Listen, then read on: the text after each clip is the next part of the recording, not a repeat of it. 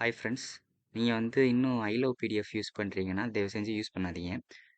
இப்போ presentation to PDF convert பண்ணுறதுக்கு இந்த எம்எஸ் வேர்ட்லேருந்து பிடிஎஃபாக கன்வெர்ட் பண்ணுறதுக்கு நம்மளுக்கு எம்எஸ் மைக்ரோசாஃப்ட் ஆஃபீஸ்லேயே நம்மளுக்கு இன்பில்டாக பிடிஎஃப் கன்வெர்ட்டர் இருக்குது.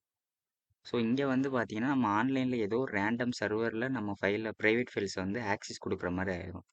ஸோ இப்போ நம்ம ப்ரெசன்டேஷனை மைக்ரோசாஃப்ட்டில் எப்படி பிடிஎஃபாக கன்வெர்ட் பண்ணுறது அதை பற்றி தான் நீங்கள் இந்த வீடியோவில் பார்க்க போகிறோம்.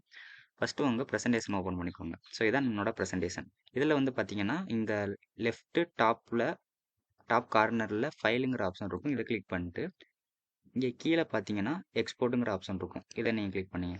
இதை கிளிக் பண்ண உடனே இங்கே கிரியேட் பிடிஎஃப்னு காமிக்கும். இதை கிளிக் பண்ணிட்டீங்கன்னா எங்கே நீங்கள் சேவ் பண்ணணும்னு நீங்கள் எங்கே சேவ் பண்ணணுமோ அங்கே அந்த ஃபைலை லொக்கேட் பண்ணிக்கோங்க.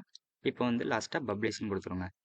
பப்ளிஷ்னு கொடுத்தோன்னே நம்மளுக்கு 3 to 4 செகண்ட்லேயே நம்மளுக்கு இது பிடிஎஃபாக ஜென்ரேட் ஆகிரும். இதுக்கு நம்மளுக்கு எந்த இன்டர்நெட்டும் தேவைப்படாது. ஓகேவா? அதுக்கு நம்மளுக்கு இன்டர்நெட் தேவைப்படும். ஸோ அட்வான்டேஜ் நம்மளுக்கு பிடிஎஃபாக கன்வெர்ட் பண்ணுறது எல்லாமே நம்ம ப்ரெசன்டேஷன் பவர் பாயிண்ட்லேயே பண்ணிடலாம் பிடிஎஃப் கன்வெர்ட்டரை வச்சு. ஸோ இப்படி தான் நம்ம இதை யூஸ் பண்ணணும். இந்த வீடியோ உங்களுக்கு யூஸ்ஃபுல்லாக இருந்தால் மறக்காம சேனலை சப்ஸ்கிரைப் பண்ணிடுங்க. தேங்க்யூ.